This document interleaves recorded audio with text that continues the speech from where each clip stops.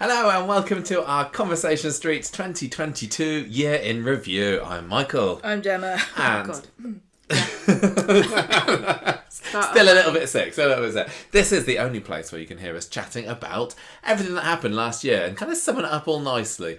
Unless you've listened to the awards show or our Patreon episode where we talked about our top 5 scenes of the year. But apart from that, this is the only place where we're going to talk about it, isn't it? It's a weird way to go in with that, but fine. I love these shows because we have talked about a lot of these bits before in recent episodes, but there's an awful lot that happened in 2022 that wasn't award-winning or full-out spectacular.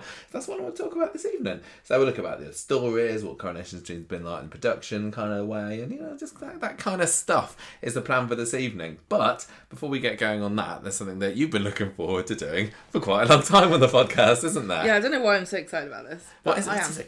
This is the top 10 appearances, characters of the year. So the main characters, there's on Corriepedia, which is coronationstreet.fandom.com, they've compiled a list of the appearances, running totals of each character and actress who played them. And there's a top 10, and Michael has to guess. This is an annual tradition, isn't it? Yeah. I've been doing this for 10 years now. I've been guessing who's been the top 10 characters of the year in 2022. And there's often a few surprises. Am I going to be surprised this year? I honestly found... This is why, because I'm kind of surprised. But perhaps that might give you too many clues. I've seen that some people have been posting these around in the last couple of weeks. And I've been really desperate to have a look. But I've avoided them. Good, so... I'm good. But this year, as in a twist, I've got a bit of paper to write down my guesses as well. So I'm going to get right off the bat of that and say, is Summer Spellman in the top 10 of 2022? Yes. What number? No. Oh, what? Do we have to guess the number as well? Yes, you do. 5. She is number 4. 4. Nice. Okay. Who'd have guessed? Okay. Now, what about our Max? Is he in our top 10 this year? He is not. Oh, really? Yeah, exactly. Seems like he's been quite a busy year in 2022. He's number 16. Oh, okay, fine. What about Abby? Even though I know she had a lot of the year off, did she do enough in the first half to make it into the top 10 of 2022? She did not. Oh, where did Abby end up? She is number 22. She was in 100. Languishing down She was in 100 episodes, and the person who was in the most number of episodes was in 142. Okay. What about our Toya? What number would you like to say? Oh, is she in there? Toya that's good. sits at? I don't know. I mean, 3. She is number 2. Really? Yes, she is. I'm so Toya excited. is the number 2 feature character. She was vile in murderess. 135 episodes. Wow. So I'm very impressed. She's been a busy lady last year as Georgia. Yeah, right. I'm not going to guess Imran then. If Abby's not there, Imran definitely is not going to be, surely. So who else has been quite big? Who's been prolific? What about?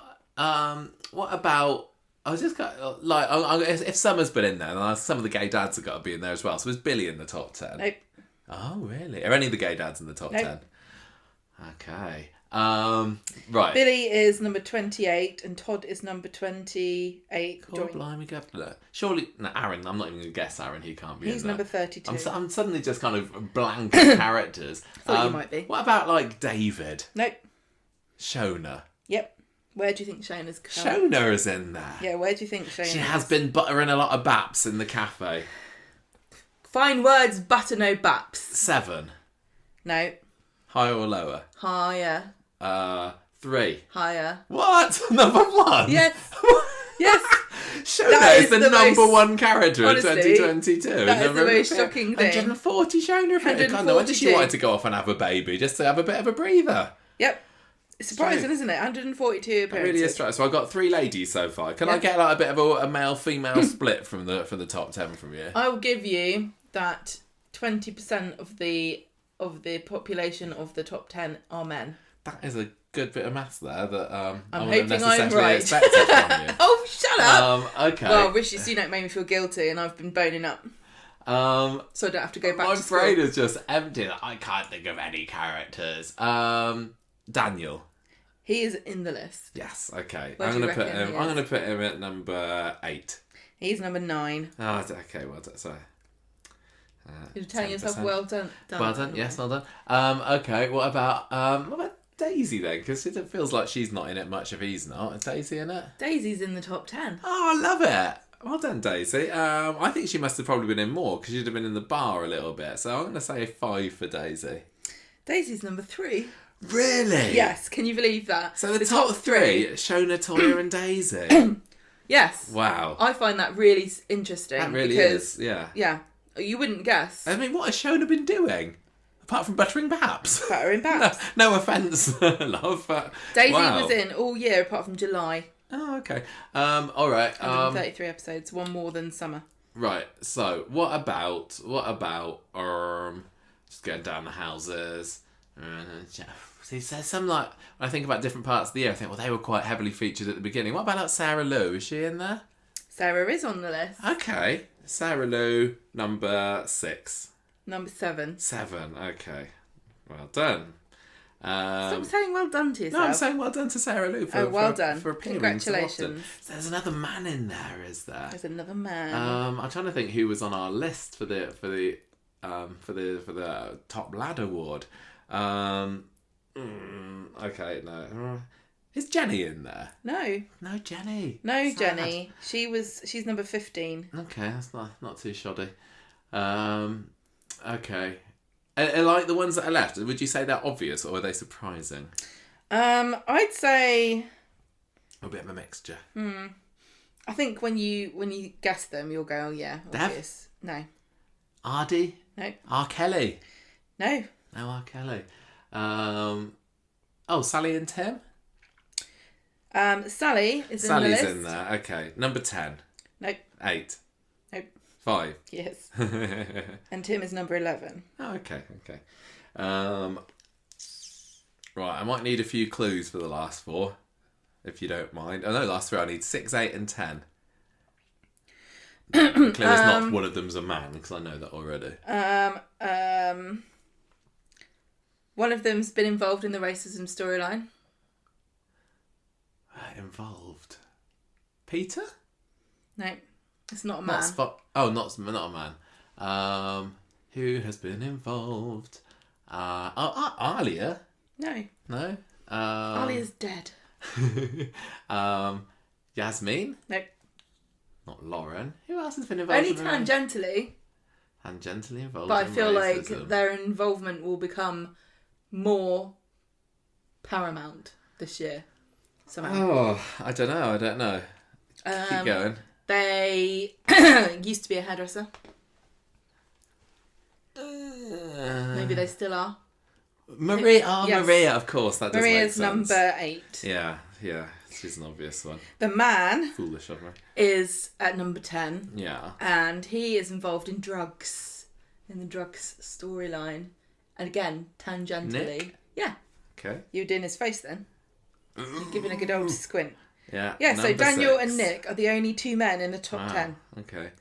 So who are you missing now? Leanne? Leanne is number 6. Yeah, got it. Well done. Both Basby's in there. Nice. So from 10 to 1, we got Nick, Daniel, Maria, Sarah Louise, Leanne, Sally, Summer, Daisy, Toya, and Shona. Yes. Congratulations, everybody. Where did you tell me where R. Kelly ended up in the end? No, I didn't. Because I felt like she was in it quite a lot, but obviously she scarpered back in September time. I'm scrolling down the Still not list there, to try to find the information you have requested, and I'm afraid to tell you that I can't find her. see her. Got rid of. Fine. All right then. Never mind. Thank you very much, Gemma. I enjoyed that. I So, always enjoy doing that. 2022.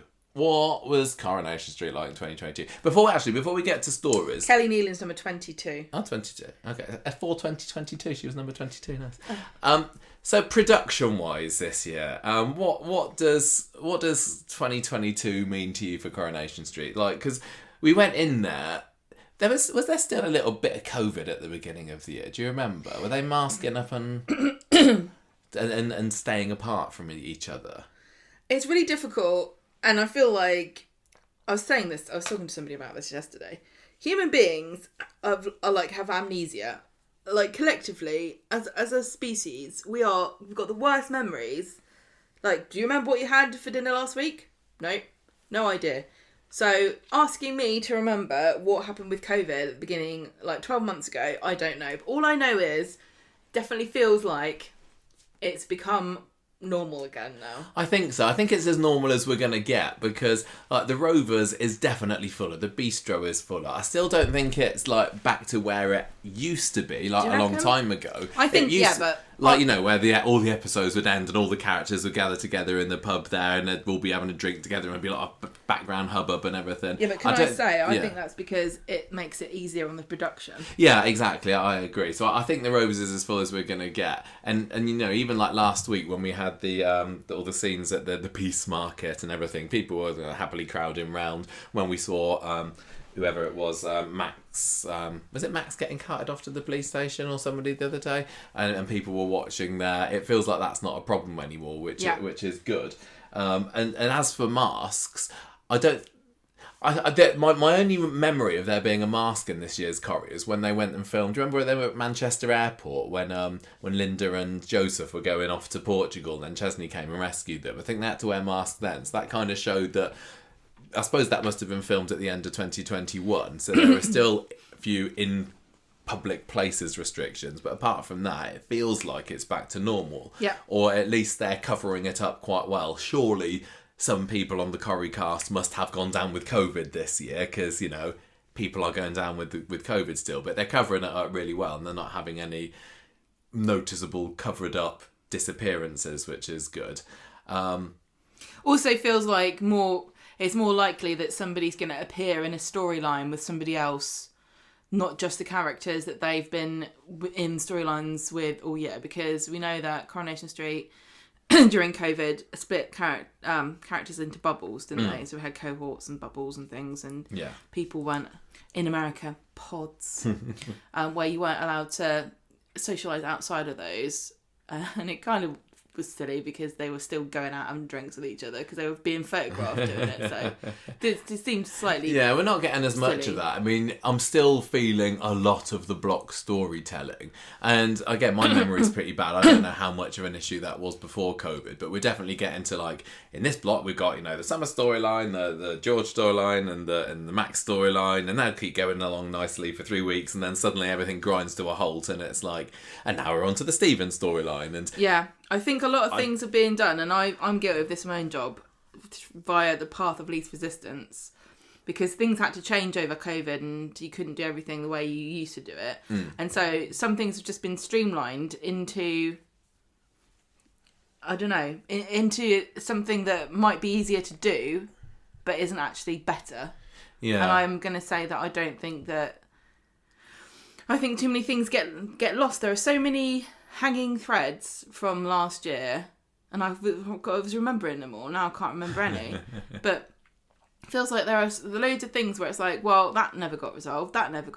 Why? Because I guess that they realised we can't really bring back this story block just for that one thing. What's the point? We'll just forget it. Sometimes they have done, though, because, like, do you remember when Grace came back towards the beginning of the year? Yeah. And it's like, why is she even back? Oh, well, because she was still blackmailing Ed and Aggie, and we kind of got to tie that up. So let's bring Grace back in for a couple of episodes, and then she's off again. So they'll tie up a few of them, but other ones they don't tie up, possibly. But other times I'm kind of left thinking more and more often, has that been tied up? I don't really remember. Or what was the last thing that happened in this story? I don't know whether it's just my age, but I'm feeling that I'm forgetting more about where we are with things if they've been away for a few weeks.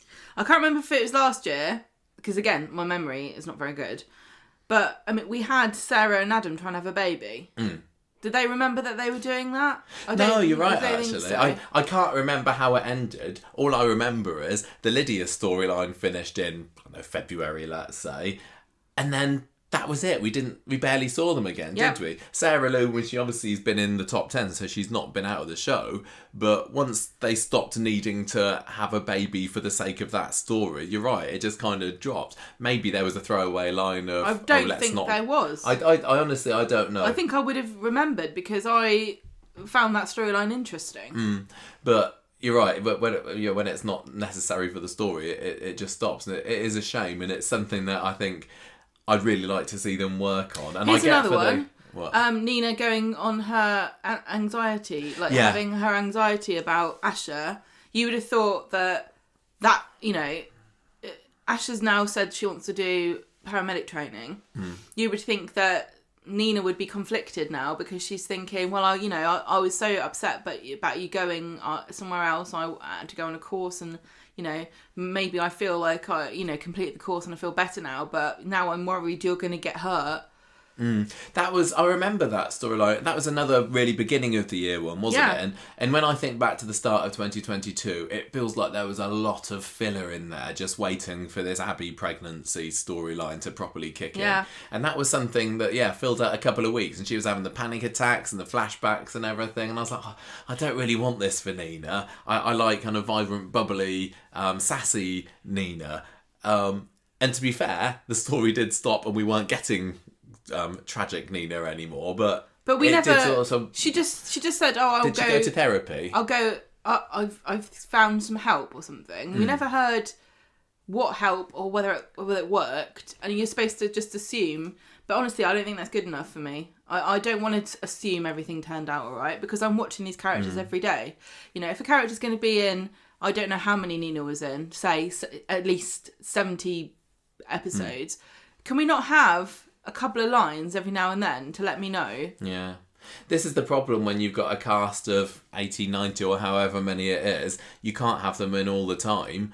And so you can go for weeks and months without some characters making an appearance. Kathy and Roy being in the corner shop. Have we even seen... Kathy and Brian. Brian, sorry, yeah. Have we even seen... 10 episodes of them in the shop? I don't know. I don't know. I don't even know whether we've seen... I'm not sure whether we've seen any episodes, any scenes in the cabin at all this year. Which is weird. It's bizarre, considering it's such a key focal point for the show it is. And I've seen lots of people online, especially recently, when they're saying, Corrie's stuck in the past and everything. They've been saying, the cabin would have closed down ages ago. I don't know that I necessarily agree. That's not true at all. There are certainly a decent number of newspaper shops like that around. Are you kidding me? Who said that? Yeah, maybe independent shops are very few and far between, but that by no means are there fewer corner shops in this country. No, we've got more. We've got more sort of... There are a lot more branded ones like Tesco and Morrison's and all that kind of stuff. But there's also still like Nisa and all those where they are a brand that takes over independent corner shops. But really, they're still the same as they always were. They just got a big logo over the top. I'm happy for the cabin to stay, to be honest. It's just bizarre that we're not seeing very much of it. And I'm sure at some point of the year, Shona got a job in the cafe. And not the cafe, the yes, cabin. She did. And I don't know whether that was just cover or something, but... Why? I'm sure that we've not seen her work in the cabin once. It's bizarre. There's a few locations that we've really seen very little of this year. Like Trim Up North, we had those few scenes round by when Audrey got squashed by the motorbike. I don't know whether we've seen much, if any, of inside the funeral parlour this year either, which is surprising, considering that was a new set for 2021. What happened to George being taken over by that evil conglomerate of funeral people? I don't remember. Sometimes they just... I suppose it is just a case of putting in mega drama because, we want George to have a fisticuffs in the street with this other guy. And this isn't supposed to be a moaning. No. But I will just say, the biggest problem with Coronation Street last year was lack of consequences. Toya killed Imran. What happened? Nothing. She learned a lesson and she won't do it again. Yeah. Like, sorry, I'm a fan of Toya and I'm glad that she didn't go down for it, but I wish they hadn't. Why did they even have that in there? What's the point of making her a murderer for no reason? So she can be guilty for like 2 episodes? Yeah, that it was a waste of that was a bizarre talent. Conclusion to what for me was probably my favourite storyline. They shouldn't have killed Imran off. No, they should. Well, let's get to the stories in a minute. I think just other kind of production things first that kind of come to mind for me. Obviously, Ian McLeod is still hanging on in there as producer. Stop saying that, because he's allowed to stay as long as he wants. He is. It's just like utterly bizarre compared to so many other recent producers. It isn't bizarre. I wish you would stop saying that too. Well, that's what I think. In the grand scheme of Coronation Street, it's not bizarre that you've got a long-term producer. Some producers have done that in the past, like Bill Podmore or whatever, but it's been a long time since someone has been in there for quite as long as the McLeods. That the executive producer position is gone. Yeah, Kieran. So to me, it makes a bit of more sense, and I don't think I've heard anyone say this, and I'm basing this off no information whatsoever, but it feels to me like it makes sense for the producer to be in situ for longer. Now there's no executive producer, because we used to have executive producer and the producer, and I don't know what the difference between the two of them are, except I am assuming executive producer is sort of like a long-term hand on the tiller sort of person who the buck stops here, and the producer can come in and do all the crazy whatever they want and then go away again. But the stability there has to be from the executive producer. Now they've scrapped that. There is no executive producer, there's only the producer. To me, especially if you're dealing with a long-running show like Coronation Street, you need a face there that's staying there for a long period of time. 2-3 years is nothing in Soapland. Having a producer stay in the role for a longer time than 2 or 3 years when there's nobody else on top, to me, makes perfect sense. It does help any visions that person might have be able to take their time and kind of play through to their conclusions. Somebody needs to be a stable force in a soap. I just am starting to worry a little bit that based on this year, maybe the ideas are starting to run out a little bit, and it's certainly, if I think back to 2022, I'm not going to say it was a vintage year for Corrie. Nobody, it clearly wasn't, and we've spoken before about there not being a main huge driving story that's been capturing everyone's imaginations. And was that by design, or was it just because the people on top couldn't think of anything, or like I said, Ian's run out of steam? I don't really know, but I'll be watching with interest in 2022 to see if they try and get back to something. 2023, sorry, to see if they get back to having a big major, everyone's talking about it, this one's going to get all the awards kind of storyline, because I think they need it. It feels like EastEnders is definitely on the up at the moment, just hearing from what people are saying about that. They've just had a change in producer back in July, I think. And so and he has apparently properly rejuvenated the show. I think Kate Oates is still, I don't know what she's doing at the moment. She's a bit hands off, and she's working on the other soaps as well. I think she was doing a bit more earlier in the year. But EastEnders is, everyone's raving about it now. Emmerdale, I think, is doing okay. Yeah, I know, but honestly, this is all just chuff and nonsense. Like, I know everyone likes to compare the soaps, yada yada yada, but it feels like we're always talking about EastEnders, and it's either, oh, it's absolute crap and everyone hates it, or it's the best thing ever in the world. And it's, yes, that happens with Corrie. They go up and down and up and down, and I don't really take it seriously. Yeah. Because I think it's cyclical anyway. I mean, what I would quite kind of like to see is Ian McLeod perhaps becoming executive producer and somebody new coming in as producer. Yeah, maybe. I think that, but I do agree with you that there needs something different needs to happen, because it's starting to feel a bit complacent. It's starting to feel a bit like the wheels are spinning, but we're not going anywhere. And that's being reflected in the award shows this year as well. When we went to the British Soap Awards this year, I think we were a bit disappointed that Corrie only came back with like 3 awards, was it? I'm not sure. And one of those was Jan McVerry, which was lovely that she got the writing award. But people aren't voting. Yeah. With the National Television Awards as newcomer. Yeah. Which I think, honestly, feels a bit like it was preempting what was to come rather than what had already happened. Yeah, quite possibly. In retrospect, because although I was really thrilled to see him win the award, and I definitely think he deserved it, I was still a bit surprised because Max hadn't done a lot. Now, I can definitely say that Max has... Yeah, he's been a real rising star this year, has Paddy in the role of Max. But apart from that, Corrie's not won a whole lot. There was the RTS Northwest Awards a couple of months ago, but that was only basically Corrie versus Hollyoaks. And it was great to see that Sally Carmen Duttine and that storyline, the baby story, Kay came out on top. But I'm a little bit worried as to how Coronation Street's going to do with the awards next year. And I don't know what they've got up their sleeve soon, although listen to my predictions episode and maybe you'll find out. But something needs to change a little bit. I'm still enjoying it, but there has been more episodes that come after each other where I'm thinking that was okay, but I'm not like mega excited to see the next one. So that's what I'm really hoping for 2023, to have something to keep me like yearning to come back. And I always give it a chance. I never get to a Monday, Wednesday or Friday and think, oh, Corrie's on again today. I always think I'm not putting any words in your mouth there, Gemma. I never think, oh, great, but I always think, right, maybe this one's going to be great, and sometimes they are. But but it feels like the episodes where I watch and I go, that was amazing, were certainly fewer and far between in 2022, especially at the beginning of the year. Like I said, there was a lot of slowness there. We had the Chesney Gemma Joseph storyline, we had the Adam Sarah Lydia storyline. Yeah, I know, but those are boring, honestly. Sorry, but nobody cares about Adam and Sarah.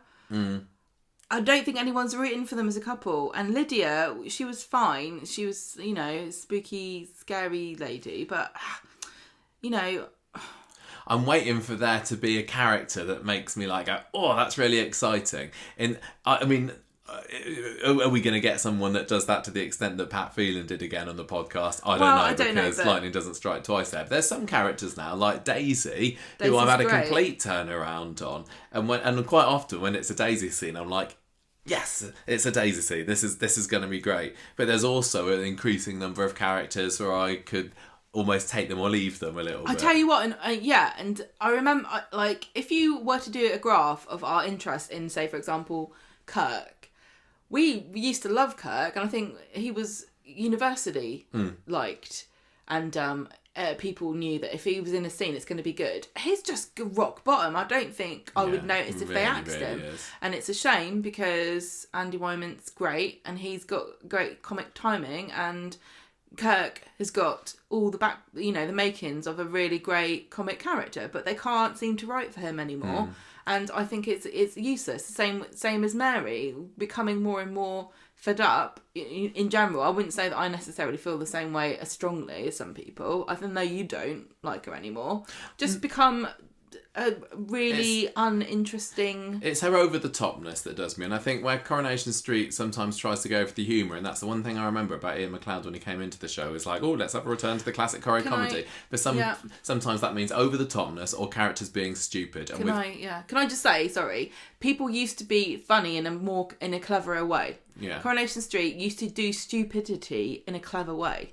Well, with Kirk, because he's just come on, I don't know how recently, but I've been quite enjoying him on the ITV3 episodes that are in early 2002 at the moment. And it seems like the joke for Kirk often at that time is he thinks he's kind of cooler and bigger and better than he actually is. And he's like, oh, I'm going to pull that bird Bobby. She's well into me and everything, when it's obvious that... Just oblivious to reality. Yeah, and I think that used to be the funny thing about Kirk, but now it's just he's going to say something that no sane person... Human. With any iota of sense would ever utter. Your incredulity.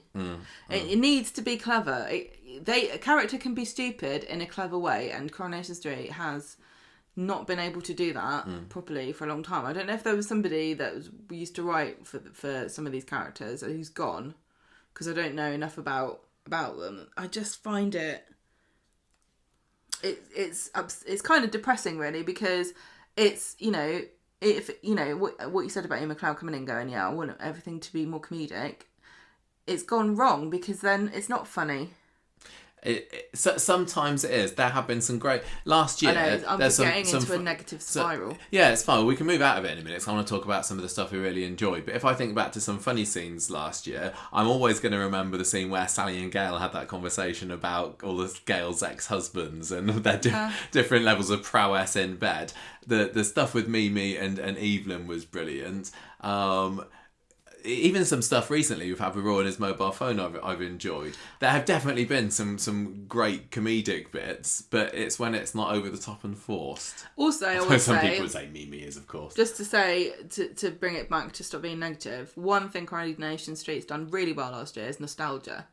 And giving a lot of time to older characters and talking about the past and having, there's scenes with Audrey and everybody at her birthday and stuff like that. Just really great. That was lovely. And although it wasn't a big hit with everybody because of the over-the-top comedic elements of the story, but the play storyline was great.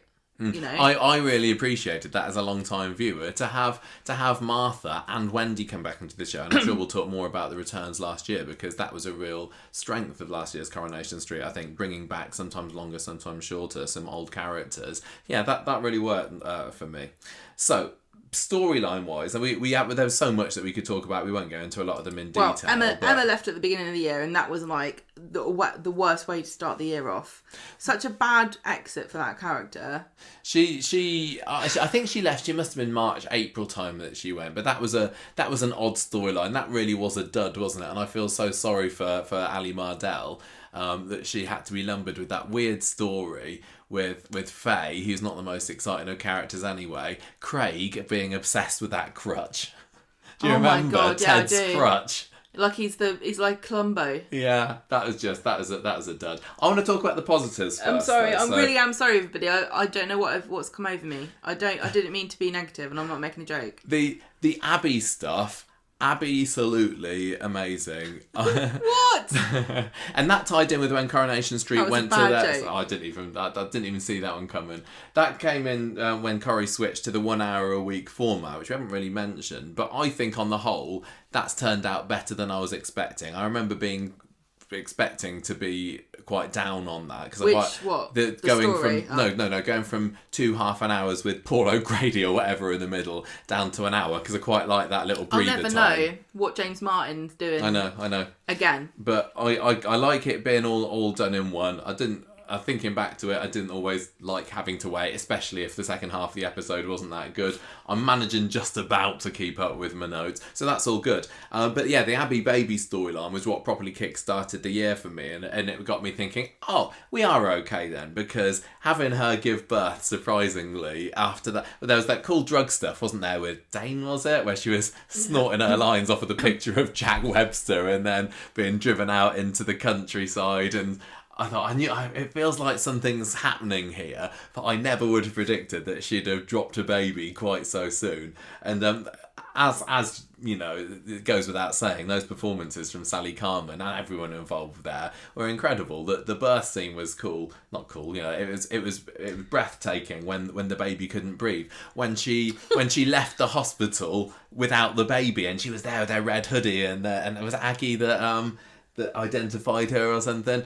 That she crashes into the skip. I loved all of that, and it also led to some superb performances from Georgia Taylor, who's a really, really strong member of the Coronation Street cast. When they give her dramatic stuff to do, she's absolutely amazing. Charlie D'Amello was wonderful in that storyline. It's not a surprise that particular story is the main contender for all the awards nominations, and I'm thinking that going into the British Soap Awards this year, that's going to be the main one that gets the nominations. Even though I think Coronation Street would like it to be the extremism story, I think that the stuff with Abby and Toyah, because it happened, it was still carrying on a little bit after last year's British Soap Awards. It's still got the potential to be included this year. But when it does get nominated, people will say, that seems like ages ago. Has Corrie not done anything better since then? So that's maybe a little bit of a worry with it. Well, they've had lots of awards, you know, and been nominated and things, and I think the most frustrating thing about the story for me was that there was only one actress who could be awarded, because I think that Georgia Taylor did a fantastic job, as well as Sally Carman. So I think that I would have really liked to have had an extra slot. You know, perhaps soap awards are missing like supporting actress, like you have in Oscars. And don't even get me started about getting rid of gendered awards categories. But yeah, I think that it was a real showcase for some incredible talent, and I'm just still in awe of what they managed to do. Yeah. They gave Toyah I thought that they might give her the opportunity once Abby disappeared off and they had all the trial stuff at the end, but that was where the story unfortunately didn't quite hit the mark for me. It felt like we went a month or two not seeing very much Toyah, and then it's like, oh, it's my trial next week. What am I going to do? Am I going to say that I did it or that I didn't do it? Oh, I'm only pleading to they're accusing me of murder and that I knew about it before I got into the car. Well, I didn't. And then she does that confession to Leanne to say, no, I crashed into the wall because I was really mad.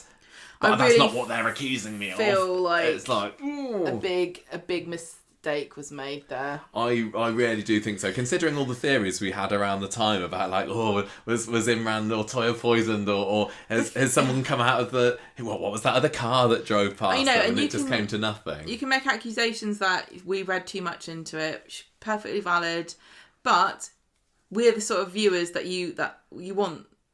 You want people to read things into it. You want people to make stuff out of it. You want people to want more out of a storyline, and it just didn't really deliver at the end. And I felt like the ramifications of what happened were completely ignored, and more time should have been spent on it if that's what happened. You know.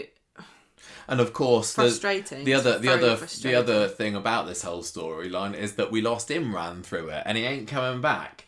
And if that had had a really decent payoff with the trial at the end, where, you know, like I said, anything else had happened, then maybe it'd have been worth it. But one of my biggest memories still from last year, 2022, is reading that article online in the middle of the night that Charlie was allegedly leaving Coronation Street, and then gradually finding out, yes, it is true, and it's like, oh, is he gonna? I really want him to leave. I don't want him to kill off. And yeah, it was great for the drama. That it was cool when he was pulling Toya out of the car and everything. But again, it feels like very short-sighted, and it's not only because these two characters are some of our favourites, and also because we like the actors. It feels unsatisfying in a narrative sense to me, in a deeply unsatisfying way, because we never, was there ever anything about, Imran had a heart condition? No, he just collapsed and died. And then it's like, yeah, it turns out he had a heart thing. Okay, hang on a minute. He's got a son. Is his son inherited this? Is Toya worried about that? Is Abby worried about that? Don't mention it. Don't bring it up, you know? Toya just killed Imran, but it's okay because I don't know. It's because odd how asking questions. None of the characters are mentioning it, really, and now it's and it was kind of funny how annoyed we got with Alia for pointing out that Toya was a murderer, but she seems to be over it now. Nobody cares anymore. Is that I really want there to be a scene between Abby and Toya where they have a discussion about the fact that Toya killed Imran. I think the thing is with this, I just don't get it. It just feels like there's such a hollow ending to that story. The thing is, Toya pled not guilty in court, remember? The only person I think that she confessed to and said, no, I did know what I was doing, was Leanne. Yeah, but so the Spider knows now as well. Knows. Yeah, Spider knows. I know, but everyone says that she did, Michael. She confessed to Leanne what everyone said was true. And everyone already thinks that. She doesn't need to tell them because they already know. Yeah. I just think it was... and is she actually a psychopath? Could she do this again? Well, yeah, if she ever does get a child, like... Well, is it... And I think no, it was put in there for the drama. I just think it was a silly choice to make with a fairly major character, and also I still won't forgive them for killing. Yeah. I think they killed Imran off for the same reason they killed off Rana, because they said, we've built up this relationship between these two characters. Imran's story is all about being a family man and wanting to have a family with Toya. It wouldn't make sense for him to blah blah blah. And I think to myself, yeah. All the stupid stuff that you've done as a show, why couldn't you have just done another stupid thing to save this character? Yeah. Do you know what I mean? It's like, really, do we really need it wouldn't make any sense. Well, having Emma kill someone's granddad and he just doesn't care about it, that didn't make any sense either. John forgave him. So why do we save Emma and not Imran? Yeah. Well, despite all that, I still look back. I still managed to moan about it. Spinning around to the positive again. I don't think I should be here. Despite all that, I still look at that storyline and say that was the best that Coronation Street had to offer in 2022, and that was what kept me on the edge of my seat the most. That was what kept me theorising the most. That was what kept me going, wow, that was an amazing scene the most. So I will give it massive credit for that. And it also, of course, led to the return of Spider as well, with him appearing, a month or two after Imran's death, just popping into Toya's cab. And that's made me really happy this year. I know, but his backstory is stupid. The backstory for Spider, it maybe doesn't completely work. But no, I love having him back. And he's he is kind of just like the old Spider. I mean, he is, it's nearly 20 years since he was on screen last, so he's not going to be exactly the same. Definitely weird him being a cop. But I don't know how long it's going to last. I don't know whether he's going to stay in the show or whether he'll stay and stop being a policeman or whatever. But I think that the reunion of Toya and Spider has been lovely. And like you said, one of the things they did quite well last year was respecting the history of the show and some of the characters and the relationships. And if you've watched Corrie for 20 years, then you got to love the clinch that Spider and Toya had, even though Imran's barely cold. Yeah, I don't know whether I respect the nostalgia or notice it more, and that's certainly possible, since COVID and the time, the fact that we've been able to look back on all the episodes, and I have a much firmer knowledge of the backstory of Coronation Street. I think I'm obviously going to notice it more now and appreciate it more. But yeah, I do think that... And I think it was doing a good job. I think it was brave of Coronation Street to try an extremism storyline, but and it does feel like it's not over yet. We had that twist in yesterday's episode, didn't we? Where it turns out that Max is still, singing from that same hymn sheet that Griff gave him. But there's still the counsellor is still out there funding hate and so and that band still very sinister. They're still very, very sinister band. Nobody's shut them down yet. But I think on the whole, it just feels like it should have been a little bit edgier. And there are some things there, having all the racists together in their flat with their, with their Christmas wreaths and their Halloween parties, and they just look like they're a bunch of lads. But maybe that's what some people like that are. They're just I think people with strong enough views getting together are just kind of, just living in a flat, and they are supposed to come across as a little bit pathetic and not sinister. I don't know. Oh, I was going to say it's fun and lots of camaraderie. There is camaraderie around the racists. I was like, Michael, it is. They do seem to be having fun. What? Sad and useless. Coronation Street can They go camping. Coronation Street can definitely do dark. We saw that 5 years ago when we were in the middle of the Pat Phelan storyline. And I think that maybe if somebody with a penchant for the darkness like Kate Oates, if she'd had this storyline, I might have been a little bit more satisfied. I think she would have pushed it a lot harder. Yeah. And I think that, but, people criticised her very strongly for, her storylines, especially for what happened with... I don't know, Luke, Bethany, Pat Phelan. The Shane Ward.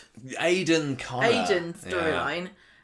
People, she was on television having to defend herself. How dare she shine a light on male suicide? And she was saying, listen, I've got statistics that back me up that say this storyline's had a positive impact on people's mental health. Don't tell me that Coronation Street can't do stories like that. How many people watched this extremism storyline and reached out for help or even knew what to do? At least Aidan's storyline had a clear message. Yeah. I mean, racism is bad. We don't need Coronation Street to tell us that. I mean, the story here is about grooming, extremism, brainwashing, sure. And I think that part of the story is going to be explored more deeply this year. But I'm also going to say, if you're not rattling some people's cages and you're not offending some people and you're not pushing people, I don't think you should be doing issue storylines. I'm not saying it's the job of a soap to do that. But what I'm saying is you can't do safe issue storylines, because if you are, you're just teaching people stuff they already know. Well, I mean, they have the warnings for all the episodes, don't they? Like, this episode may contain views that are distressing or whatever. But sometimes it feels like, when Griff's there with Max saying, "Oh wait, here come the woke brigade." Is that how people like that really speak? Really that offensive as well?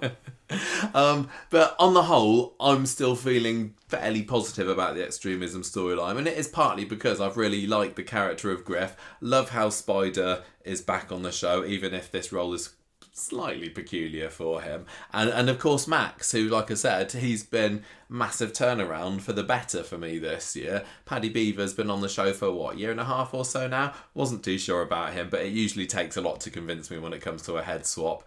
But actually, I'm completely sold now. And he's been, despite not being in the top 10, he's had a lot of heavy hitting bits to do this year. You know, he was involved in the upskirting videos, wasn't he? I don't think he was making them, but he was watching them. He got pushed down the stairs by Daniel. He accidentally spiked Amy's drink when he was aiming to get Daniel. He got Nikki fired for being a TA at school. He climbed into Trim Up North and sliced his leg open. He's been expelled from school. He's had an intimate photo of a certain part of his anatomy shared online. He's had, he's had Darian replace him in school when he wanted to go back there. He wasn't even in the top 10. I know. And interestingly, I thought, I'm not hearing lots of people saying he's been overused. Because the amount of issues it feels like he's been through is very similar to Summer, but maybe it's... I don't know whether it's the performance or the surrounding characters or just the nature of the stories that Max is in. It feels like people on the whole are still like fairly well behind him and saying, oh, you know, Paddy's getting those awards, so he must be doing something right. So yeah, I massive turnaround for me there. I think he's fab. They've really got something good there. And I'll just watch him have a big year off in 2023. Gosh. Well, listen, isn't it interesting too how much of a big adolescence David had and how troubled that was and how instrumental it was in creating the character of David that we have now. And it kind of makes me hopeful for Max. But it is interesting how differently soaps approach problem child storylines now than they used to, you know. David rampaged around with an axe and pushed his mum down the stairs and tried to ruin his sister's wedding and drove into a canal. And now we've got these really kind of very sinister and very, you know, hot button topics that Max is getting involved in. I mean, they struck gold with Jack P. Shepherd, didn't they, really? They could give him anything and he was wonderful. The comedy, the drama, the darkness. Literally, he's one of Coronation Street's best actors ever on the show. So they were just mega lucky with him. They haven't given Max any comedy yet. Do you think not intentional comedy anyway? Some of those videos that he's put together have got the cockroach video. It might do. I think the thing is, we've definitely seen that Max is a nice kid, really. Is he? Yeah, I think so. He's just been turned. He's had unfortunate circumstances. David, he started off really nice. You know, when Jack P. Shepherd came into the role, he was like the really cheeky boy. It was when he was about Max's age now. That's when he kind of turned dark, and he was just dark, wasn't he? Although he's always had that wry, sarcastic sense of humour that I think Max doesn't have. And whether that's the character, whether that's the writing or what, I don't know. Going back to what we said about Spider and all the returns that we've had in Coronation Street this year, who else for you have you appreciated saying hello again? So back on the cobbles. I really liked seeing Claudia and Charles back and that little window into them squabbling, and that was fun. You know, the Trouble in Paradise, like revenge is sweet. That was a brilliant episode. Those scenes with the oldies in the Chariot Square Hotel talking about, you know, Roy's fly mechanism on his trousers, Rita talking about how she had a one-off affair with Ken all those years ago or whatever, and then they see Claudia and Charles there. Loved it. That was a real high point for the year for me. Wendy and Martha coming back too. I mean, great. It's great to have older characters come back. So I'm really happy about those. It's a shame that Martha would never stay, would she? But it's a shame that it looks like Wendy is also gone for good. But that was a really nice... I mean, yes, the play bit of it was a bit silly, but I always said as it was going, I'm not really here for the play. I'm here for the Wendy, Martha, Ken drama, and I wasn't really disappointed in that, to be honest. I liked how shocked Grace's return made us. Like you mentioned previously. Yeah. Interviewed the I'd interviewed Kate Spencer not long beforehand. And you're like, would you ever come back? I know. She's like, you've got no idea. There are a couple of returns that were like quite brief, like her, like Nikki. I'm glad that Nikki's return was brief because I don't get on with that character. Dylan, I'm still thinking, why have they brought him back?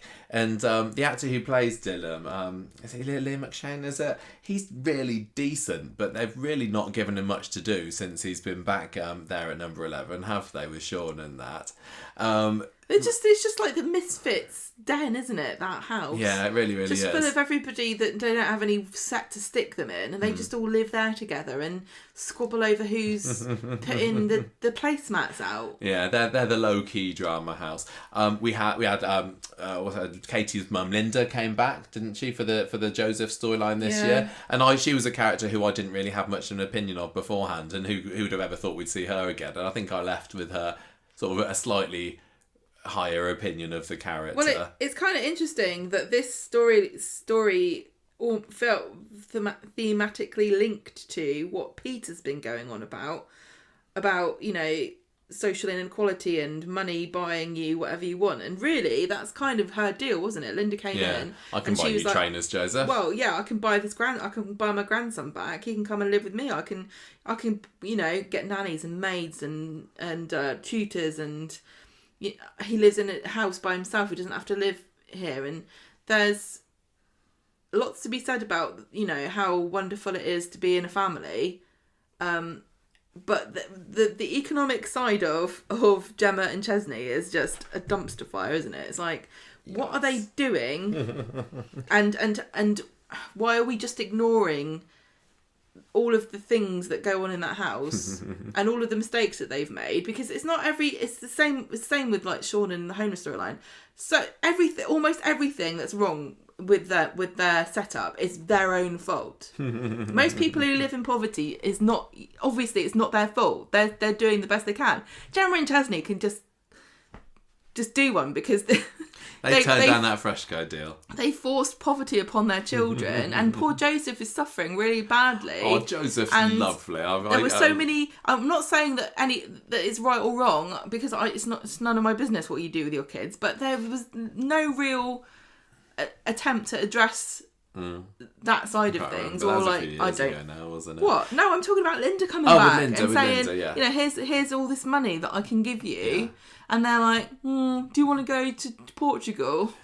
Speaking of that lot there at number 5 and the COVID restrictions, we've certainly seen a more fuller house there, haven't we? In the past few months, we're actually getting some scenes where we're seeing all 4 quads at once, and you know which one's Alad because he's got the hearing aid attached to his head, and everyone else have got no idea. Totally interchangeable. Back to returns again. Speaking about mums returning, we had a bit of a Sarah return, didn't we? Imran and Rana's mum. Don't think we'll see her again. So but bad for that was quite nice. She's had a rough few years, hasn't she, in terms of bereavement. Poor woman. All of her family is dead. Yeah, we had Sharon the gangster come back. We had Lenny the private investigator, who's kind of funny. But obviously, for me, the other big one was Stephen Reed, and I think people will lynch us if we keep going on about how much we're enjoying that story at the moment, because it doesn't seem to be going down well. But everything with Stephen.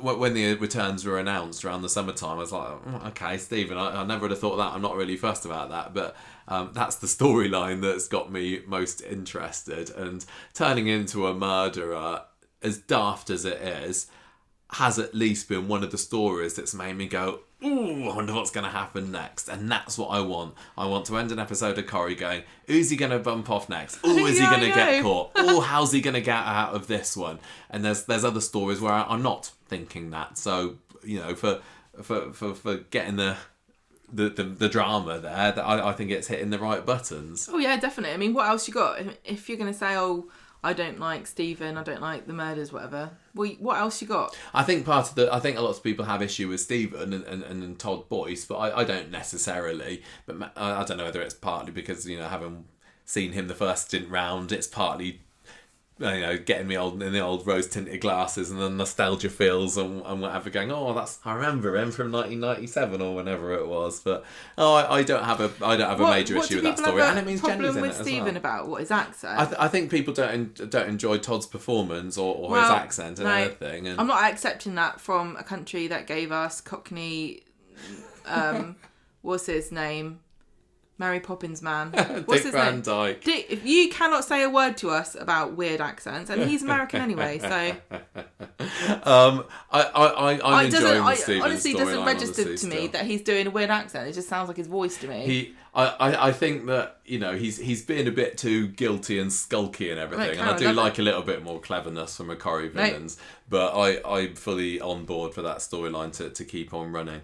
So that's about characters kind of coming into it. Exits wise, obviously we've talked about Imran already. We've talked about Emma. Any other kind of notable departures from 2022 you want to touch on briefly?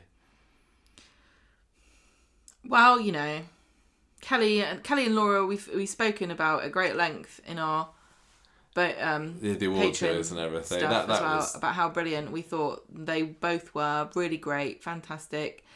It's hilarious to me that Gary Steele's not been... I mean, for God's sake. He's not going to get his comeuppance. He's never going to get done for that now, is he? Because it feels like Coronation Street's gone, oh, well, there you go. Kelly's kind of tacitly forgiven him about it, hasn't Kelly she? tried to kidnap him and kill him. Isn't that enough for you, ghouls? It was, in a way, for Laura, I'm really, really pleased for Cal Allen, who played her, that for a character that was a bit of a who cares kind of character a year or two ago, she got a superb exit. So I feel really pleased with how she went. With Kelly, although, you know, the circumstances and the volume wall stuff and the mega drama and effects and what's going to happen? Is Gary going to get caught? That if people know about it, he's been taken into the woods. That was all great. I just gutted, really, really gutted that she's gone, really. And like, you know, I don't mind that Laura's left the programme because she served her purpose, but it felt like Kelly could have stayed for many, many more years. She had a lot more to give, didn't she? Yeah. Well, we know where she's going to. Things to do. She has got a busy time, hasn't she? Kathy is another exit that's not great. I feel so bad for Mel Hill because Kathy was... They clearly ran out of things for her to do a long time what ago. What happened with her? She found letters that Julie had written to Brian saying, I want to get back with you. She thought that Brian was corresponding back with her. I don't remember this. And he was like, oh, no. Julie's just saying that she wants to get back with me, but I've told her I'm not interested. Kathy still gets a bit miffed by it, gets drunk, snogs mixologist Jim Fizz at the Rovers. Evelyn finds her or something, does she? And then before you know it, she's off and away and she wants different things, and that's about it. It was over and done within a few weeks, and that's the epitome of just damp squib Corrie exit. It was bizarre because it didn't make any sense, because they set up this concept that Brian wanted to move to pastures new and she wanted to stay. She wanted to go to and Cornwall, then she buggered off and he stayed. It just didn't make sense. I don't know how long they knew that she was going to leave for. I don't know how much notice. Must have been enough notice for them to have written it the other way round. Strange. It was. Maybe he just realises that with the cabin on his own, he's fine. Just illogical. Some things I understand. We know, and we've been privy to some things whereby you can understand. Oh, okay. Well, you couldn't have done it any other way. But other things, and feel baffling, and you can only assume there's even more stuff. Obviously, there's loads of stuff that we don't know that's going on, and you can only assume that it's due to totally inescapable circumstances that it came out that way. That but it just feels really just felt like, what, you want to go? All right, then write a couple of scripts. There you go. You're out. Bye. Yeah.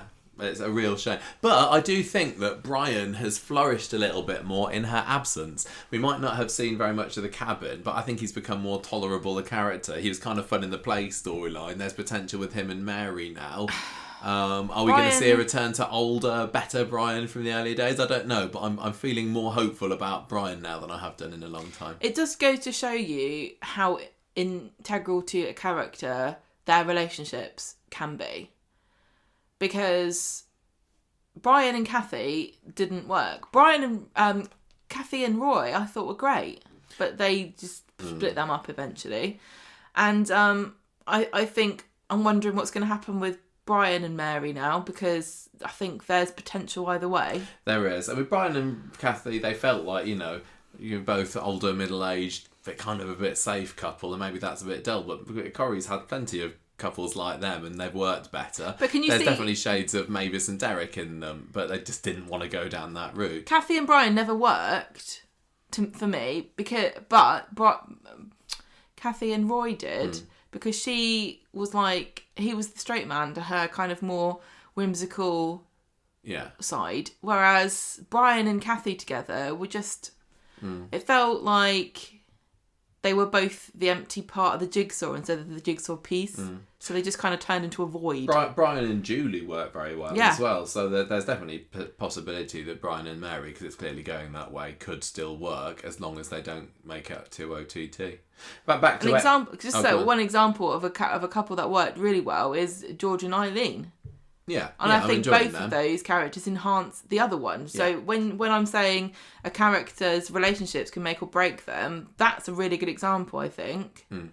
Of course, your opinion may vary, but that's my opinion. Yeah. Back to exits again. James has gone. I'm not disappointed on that. And the circumstances about him going off to teach football to kids was a bit peculiar, and he suddenly developed a quick interest in that. The collapse, yeah, it was fine, but it felt to me like it was written in so that there would be a red herring about how he left. Yeah, and it didn't really pan out because of the publicity. It did. It was quite exciting. I remember quite enjoying those episodes with his collapse and everything, and I thought the Baileys were quite strong in it, but. Oh well, and then of course we lost Phil this year as well. He was. I don't think we ever thought he was ever going to be a long-term character, and it's a shame he kind of went out with his tail between his legs in shame when so many of the viewers really, really loved Phil, didn't they? Lots of people were saying, bring back Phil, keep him there, put him together with Jenny or whatever. I'm not too sure about that one, but that was another quite strong storyline for me this year, the whole Phil Tyrone journey and their little bromance that they had going on. Phil and Tyrone's relationship. Yeah. Great. We got to see a bit more location stuff, which was another positive of 2022. They did get out of Media City a little bit more, not as much as I would have liked, and nowhere near as much as in the heyday. But going out to see their big house, having the wedding for Fizz and Phil in that big tent and everything, that was lovely. This storyline gave us Mimi and Evelyn meeting for the first time.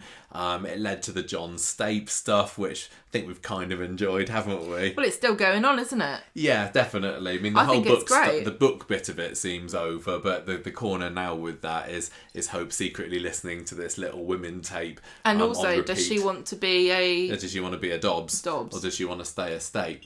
But I make my opinion about Fizz and Phil, the characters, the couple, always clear, and having them. I'm surprised I didn't guess them as a top feature in the year, to be honest, because they could have been there. But yeah, I just love that these characters who have been many years without storylines pushed to the forefront for the last few years. That's a real positive for me in 2022. On the flip side of it, God, blimey, summer, eh, Gemma? Oh dear. So clearly, whoever it was that makes the big decisions at Coronation Street, whether this is an Ian McLeod thing or whether it was a storyline thing or a story producer thing, I don't know. But somebody got the idea that I think that they've got like a wheel of teens at the Coronation Street offices, and they spin it and they say, which of the teens are we going to focus on this year? Because we've got to keep the young audience in. Last year it was Nina. Year before that was Asher. I blame you for this, because when they had the big story with Nina and Seb, you said, Summer's there in the picture, but she's not really involved. Doing much, yeah. Well, why isn't she involved? And we know now, because she's boring. They're saving her up for this year. And it feels like, who was it I said earlier? Yeah, Max had all that drama thrown at him, and a lot of it... Threw at him, and it worked really well. Thank you. Summer, though, it's... And there are definite Summer fans out there. People say that she's universally loathed. That is not true. There are some really ardent Summer fans out there.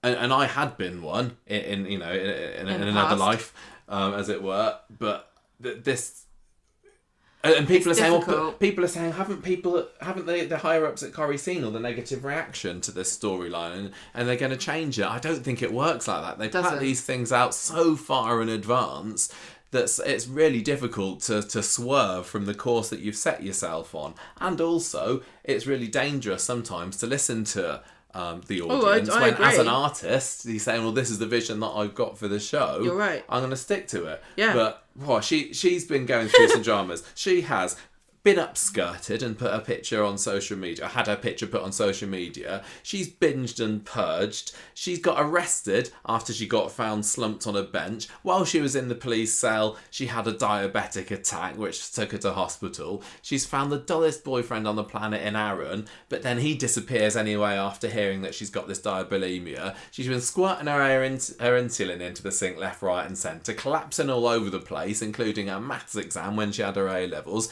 Then she got disqualified from her English exam because she had cheat cards taken in there, so she didn't get to Oxford.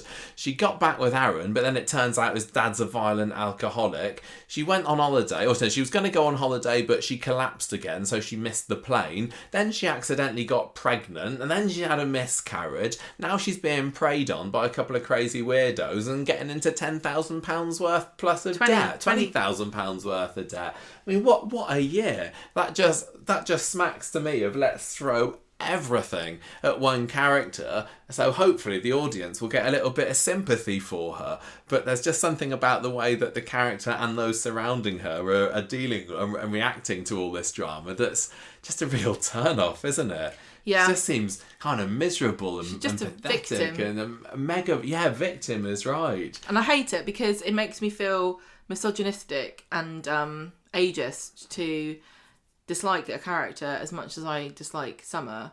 But I'm looking at this and I'm thinking, how would I have reacted if this had been Kelly's story? If Kelly had diabetes and been squirting her insulin down the sink, or, you know, had got pregnant and been preyed upon, I think I would have reacted completely differently, because Kelly's plucky and she's she looks out for herself and she doesn't become a victim. And just continual sad, and it's also really sad because lots of people do react like this, and it's not your fault if you're not resilient and you don't have the tools that you need to overcome hardship. I know I don't. If you were watching my life story, you'd be rooting for me to die for how pathetic I am. But it's not fun to watch it, and it certainly don't. I just despair, honestly, of her. It's like Hermione has diabetes and she's not magic, you know? She's just a boring swot. And I'm a boring swot. Isn't she? Yeah, I mean, the thing is about Summer is that we get told all the good things and we see all the bad things. We shouldn't be told the good things. We should get to see them too, like all the good things about her. We just get told she's good at school. She's smart, we get told that she's loving and loyal. We get told all this stuff. We don't ever see it. We just see the bad stuff of her not coping and reacting poorly. It's looking a bit self-destructive when she's putting her insulin down the sink or anything, or binging. But that can be compelling, and it can also build sympathy, like with Abby. It's just something about the mixture of her personality and the story is not working. Her personality and Aaron's personality. You said he's useless. I just feel like I don't know, she's got some kind of magic touch.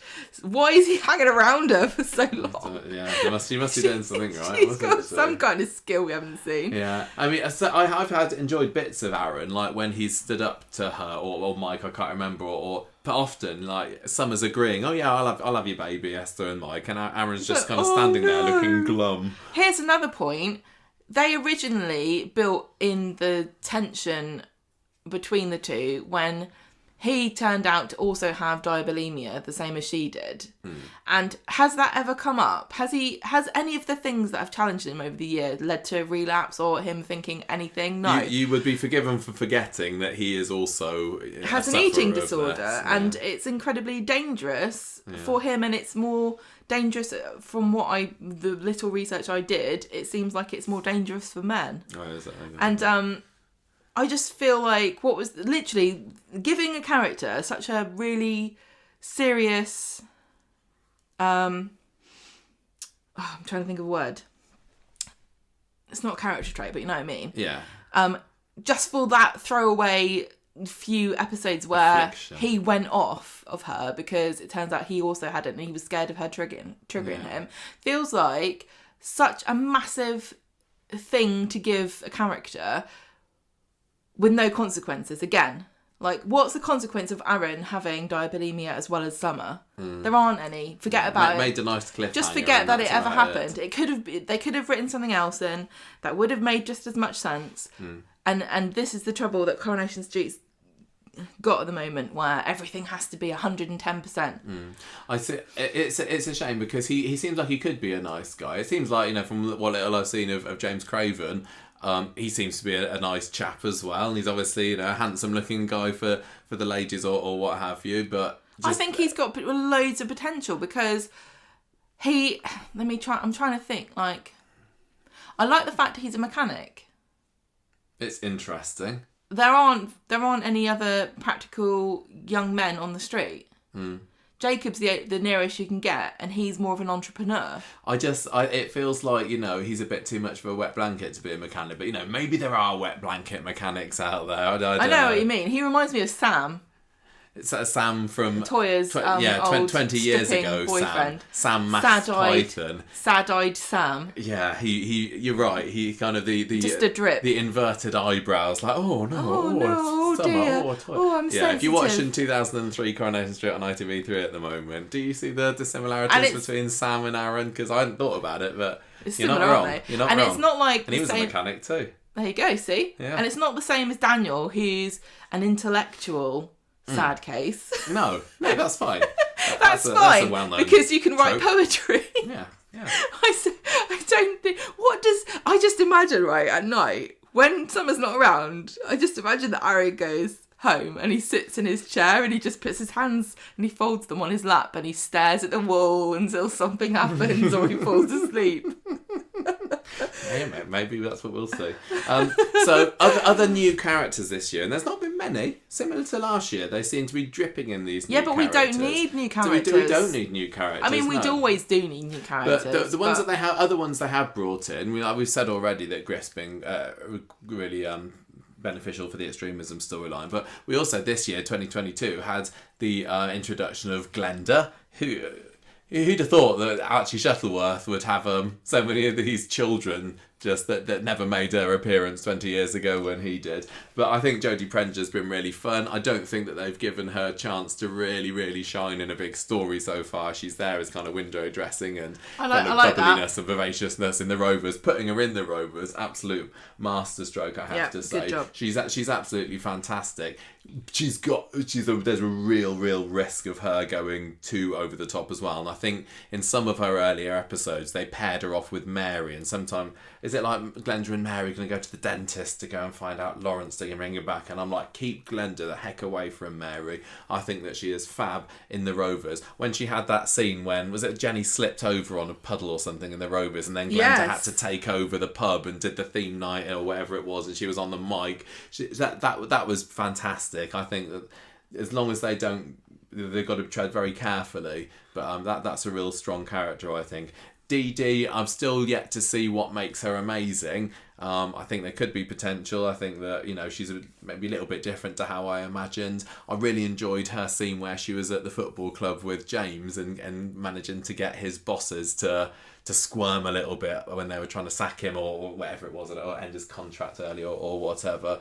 But now they've paired her up with Alia. Could be a bit risky because I'm not a mega Alia fan.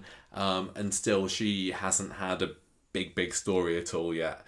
2022's been quite good for Aggie Bailey.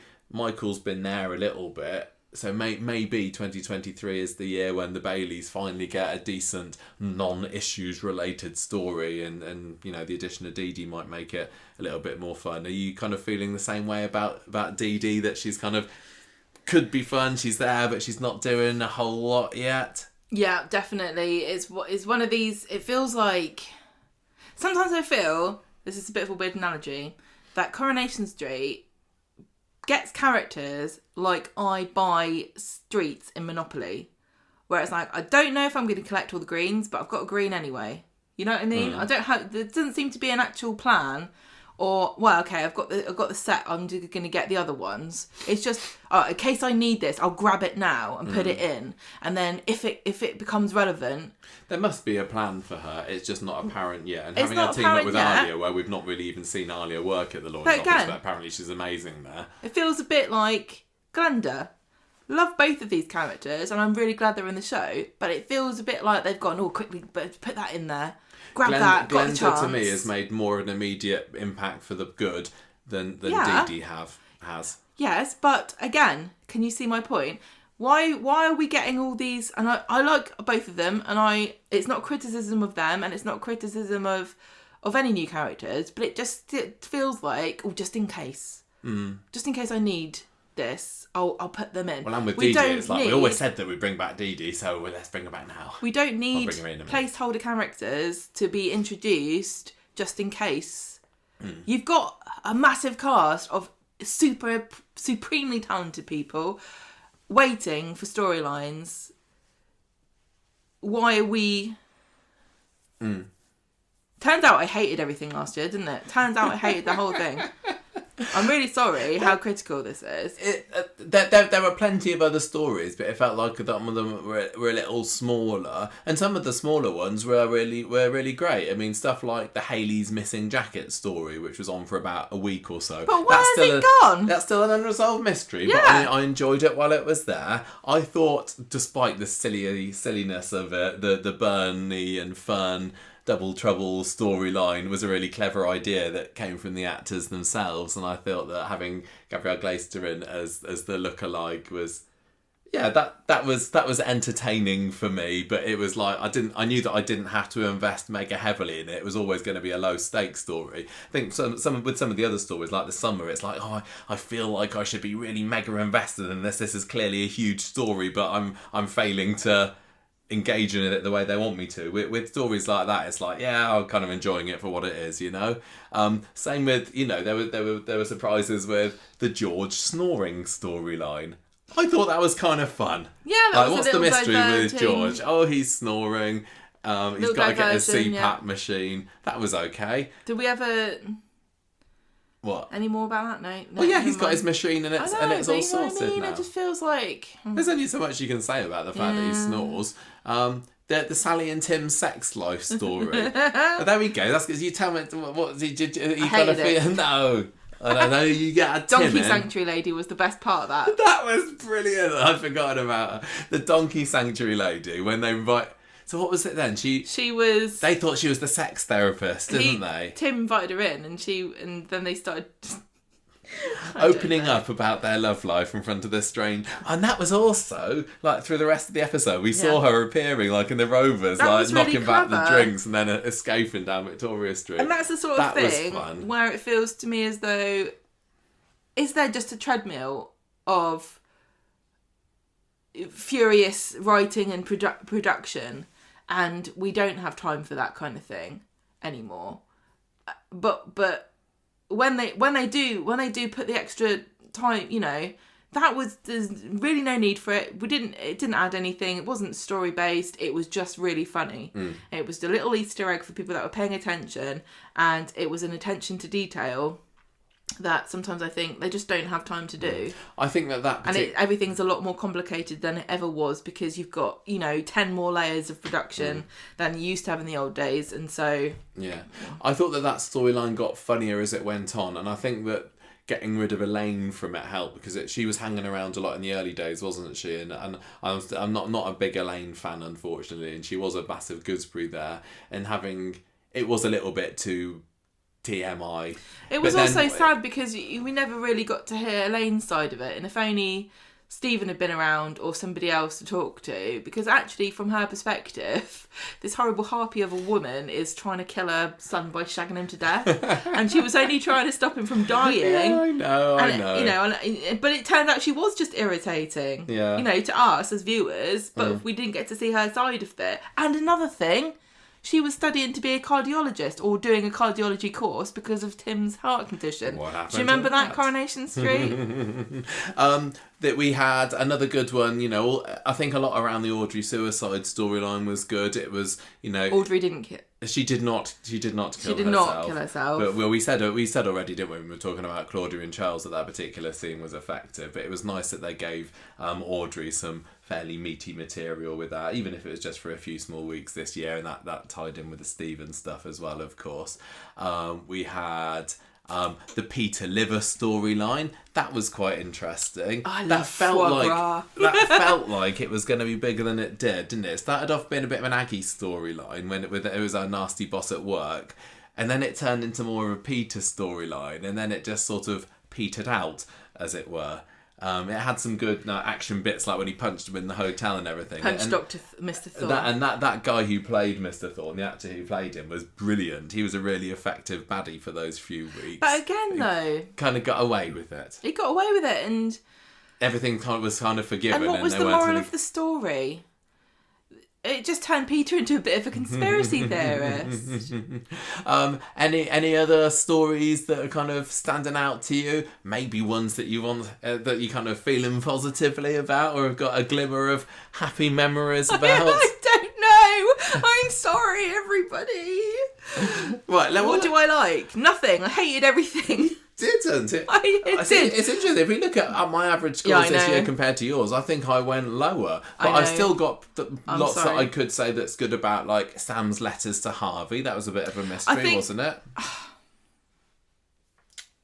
Yes. The thing is, right, some of these things are still not resolved, and I don't know if they are going to get resolved, or if we've just forgotten that they ever happened. Because some of them I'm holding out hope, you know. Sam and Harvey still could be going on. We've got Daniel and Daisy, that, you know, are they going to actually get married? Not sure. You got Hayley's missing jacket. I'm pretty sure that's going to turn up somewhere. And if it doesn't, I'm going to get annoyed. Well, you've got Peter's lingering conspiracy theory side.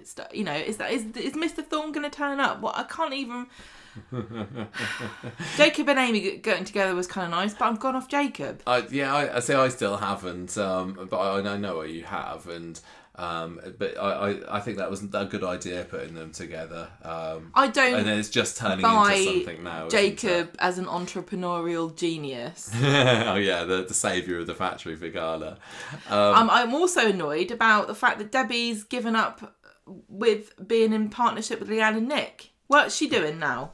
Yeah, that was good that we got some Debbie stuff over the summer, and that break-in that she staged with Ryan as the Bistro Ninja was...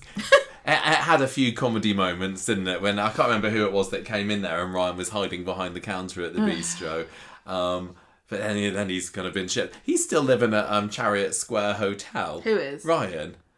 Good because God. Debbie decided, but after he kind of got in trouble about that, she was like, oh, well...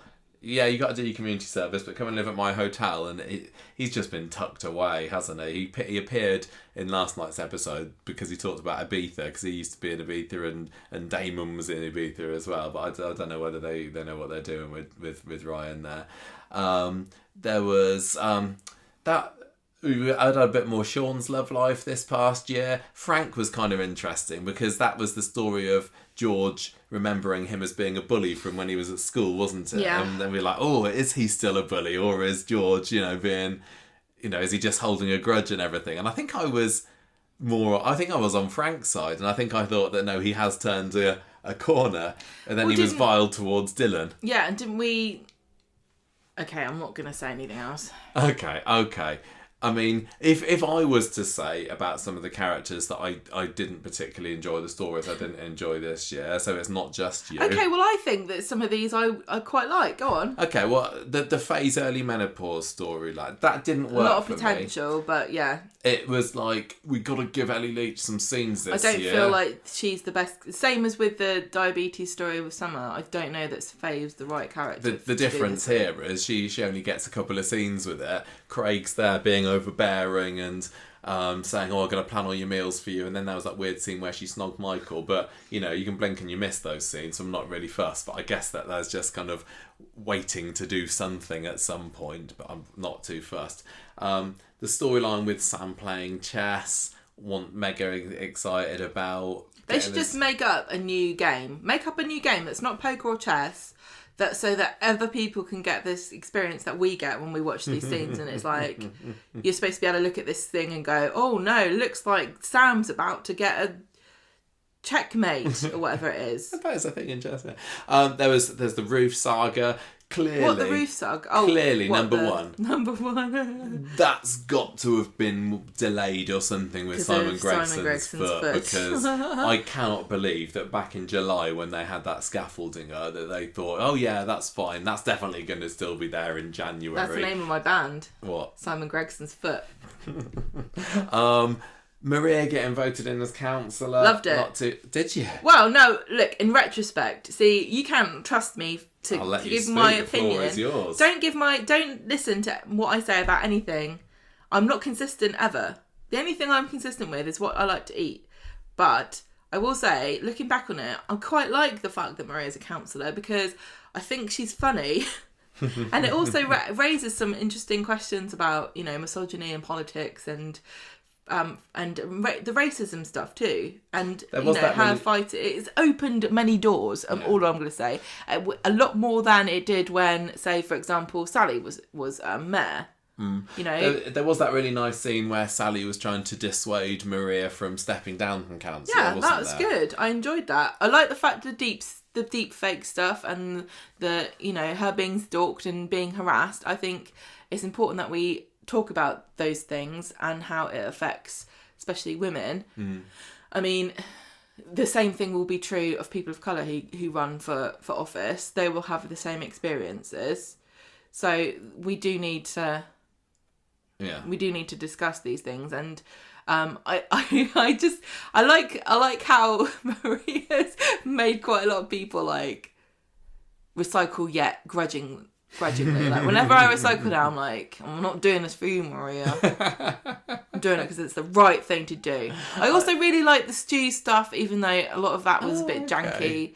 I like the murder mystery bit.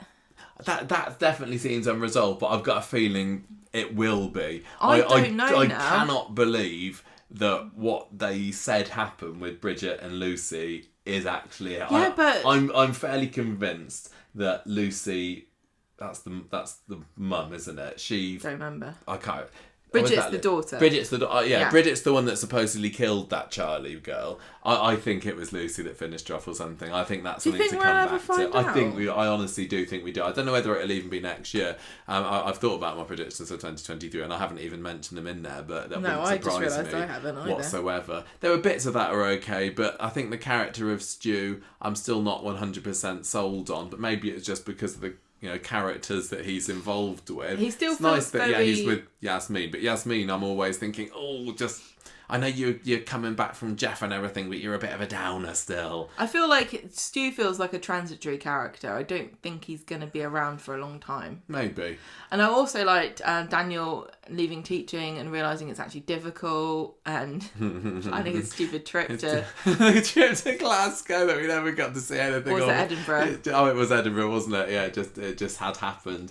I enjoyed Daniel being a teacher, and it's nice that he's deciding to go back into it now, even though it's not the same sort of teaching, it looks like. But the thing we have with Nikki being a TA and everything, I don't really buy that. And again, this is the thing, it feels like a lot of really... There's so much potential, and it just got lost. Like, we didn't really have a proper discussion or contemplation about the implications of Nikki, and I feel like sometimes Coronation Street's scared to do a both sides sort of thing, because Nikki went into teaching knowing that she used the internet as a sex worker to promote herself, and then she didn't seem to realise that they might find her website. And I'm not going to criticise anybody for going into sex work, but it leads to downsides, you know, and we can't pretend that it doesn't. And the whole character of Nikki was just so many downsides about being a sex worker, but never really addressing why that was. Yeah. Do you know what I mean? It was so strange. So fussed about Nikki, I wasn't too bothered about that one. It just feels like it raised so many questions, and it kind of felt like it was negative towards sex workers without really wanting to get copper backlash for it. Do you know what I mean? It wasn't pro sex work at all, even though Nikki seemed to be that, but she didn't seem to understand what was happening to her was a direct result of that. Do you see? Yeah, totally. And that really bothered me, because I feel like it did a disservice to people to not properly talk about what was going on with that character. So I think that's basically it for 2022. There were definitely things in there that we liked. Hated it. But I think for the things we liked, the problem is there are also bits that, even of the stories that we liked, there are the bits that we were left slightly unsatisfied by, or more than slightly unsatisfied by in some cases. If I think back to 2022 as a whole, I think that wasn't a great year for Corrie. It had some brilliant stuff with the Abby storyline. It had some stories of potential and some stories that are setting the, just getting going now for 2023. The Stephen stuff I'm enjoying. I've got a lot the of Max stuff. Yeah. Max has really gone up in my estimation. Daisy as well. By the end of 2021, I'd already turned a bit of a corner with Daisy, and this year she really did solidify herself as being one of my favourite new characters for a long time. Right, I'm going to do a redo. Let's do this. Scrap this whole podcast. No. I'm going to come back and I'm going to say, love 2022. I thought it was great. I love Daisy. You're right. She was fantastic. Kelly came into her own in 2022. She was such a complex character, such a fantastic performer, Millie Gibson, so brilliant. Cal Allen too, as Laura, her mum. So, such a complex and interesting storyline. And actually, although Gary never really got his comeuppance at the end of it, I still feel like it was a satisfying story. It had a beginning, a middle, and end. There was a climax. Yes, we didn't really like the way they used the volume wall, but you can't deny it was a spectacle, and it was dramatic, and it made me like Gary and Maria more than I ever did before. I think that... we also had D.S. Beckett back in that story, Beckett. didn't we? Do you remember that scene where she was walking to the football grounds and the camera was panning behind her for a long time? It was like watching a crime drama. It was. I loved the fact that we got Rick back as like the ghost of Rick. Christmas past, that was brilliant. I really liked... I loved all the Max Dreamerism stuff. I thought it was great. And Stephen being a serial killer, I think is great. And I really appreciate... Alright, I really appreciate the fact that there's a definite mould now. We've had enough serial killers, murderers, whatever you want to call them, villains who have killed. We've had enough of them now to see that Coronation Street really has a mould. And they all fit into this pathetic, I'm a hard man. I've got a completely warped opinion of who I am as a person. And I don't seem to understand that committing crimes and killing people is a bad thing, because I keep making excuses for myself. That kind of mould of this villain who just cannot see that, just bumbling and continually trying to make up for their deficits by killing people. And Stephen fits so perfectly into that. It's like he's an amalgamation of like Richard Hillman and John Stape. And those two are really fascinating characters. And not, Pat Phelan will always be my favourite, but the fact that he is a combination of those two other ones, and the fact that he's Audrey's son as well, I really hope that they give time for the family to come to terms with what Stephen's done when it comes out. But the setting up this character, bringing back Stephen to be a killer, I'm sorry, but I love it so much. So last year when we did this podcast, is that good? Yeah. Did a nice. Yeah, that's nice. Summary. Last year on the podcast, we agreed that 2021 would be worth 3 heat pumps out of 5. Did we? We did. We gave it, and I can't remember. It seems like so long ago now, but that seems like it was fairly low. Was 2021 that bad? I don't know, really. I don't remember much about it.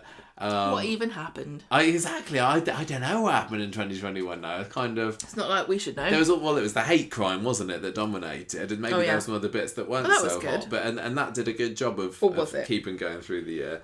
I think on the whole, it feels like this wasn't a 2.5, but it also wasn't a 3.5. So I don't know whether it's a 3 again. What would you say? I'm giving it 2.5. Do you reckon? Sorry. I'll go along with you. They dropped the ball almost every single. But there was still positive. There was some really. It feels like it. Whatever. Yeah, they did some really great things. There were some great setups. Even the Max Dreamerism story feels like it's just gone down. I think that we should. So we agree on 2.5. I think it's 2.5. Both. I don't mind doing it. I will. I'll go 2.5. So 2.5 summer faintings.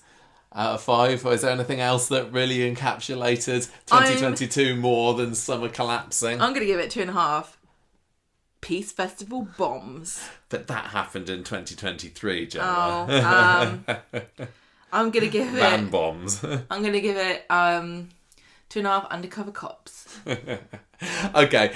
With murderous girlfriends. So just before we finish this review of 2022, we always like to have a little look back, you know, moving away from Corrie and onto the podcast itself. Well, listen, how was 2022 for us? If Coronation Street got 2.5 out of 5, for me, the experience of doing the podcast, not the podcast itself, because we cannot judge that, only you can. Please give us 5. The experience of doing the podcast this year is a 5.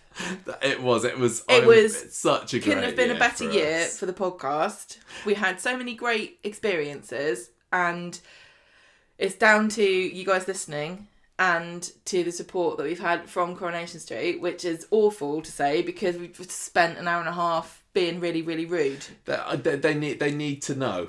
No, it's an opinion. At the end of the day, it's an opinion.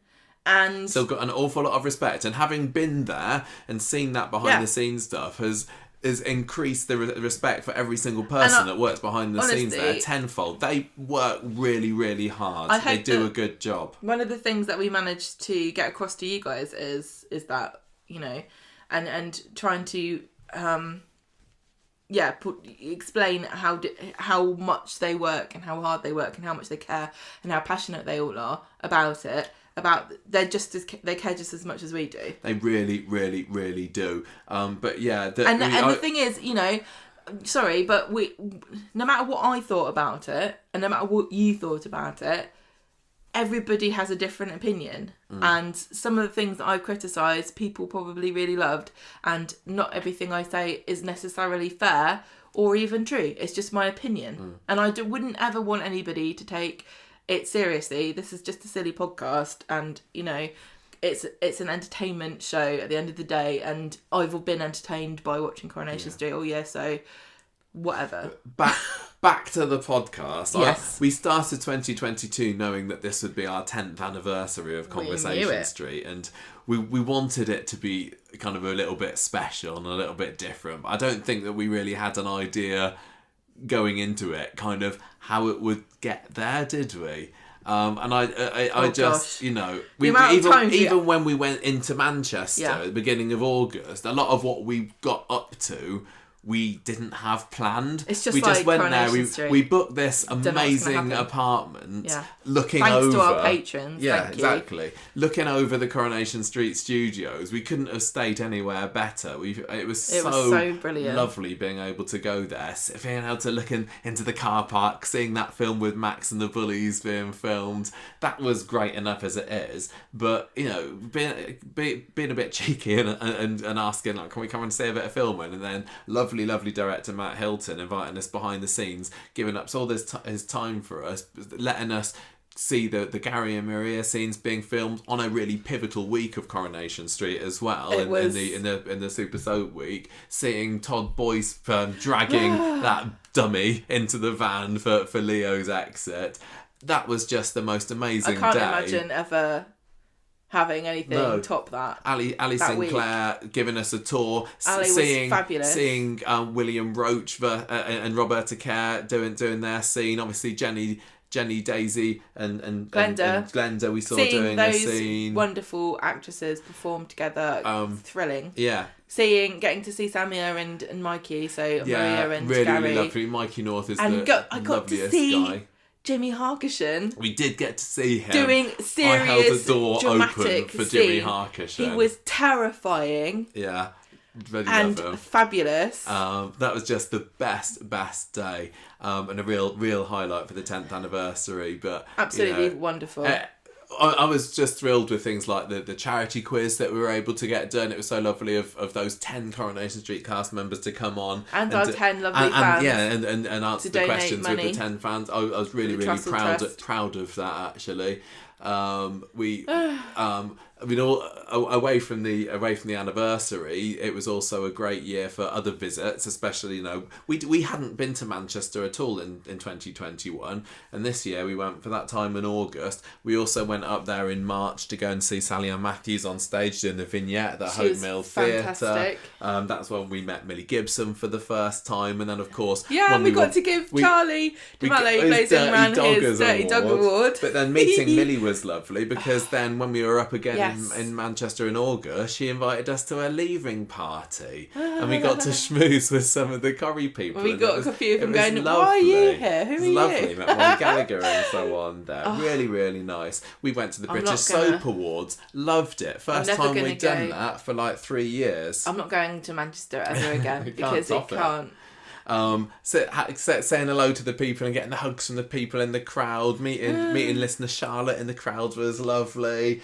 And even though Corrie didn't win the awards, it was still a great evening, and we put together that lovely video to go with the podcast, which was something else that I tried to do ever so slightly more, but hardly at all, to be honest. Putting a little bit more video content on the YouTube channel. Please subscribe to us on YouTube. It's the best.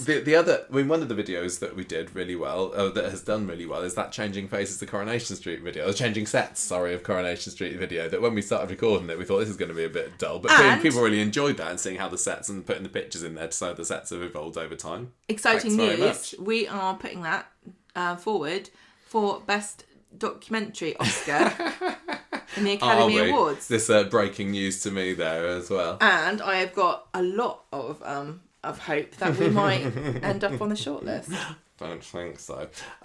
We got our water bottle, the Conversation Street water bottle, which is a little bit special for the 10th anniversary. We've got, this wall of Coronation Street pictures that we're sitting right in front of at the moment, having redecorated our room.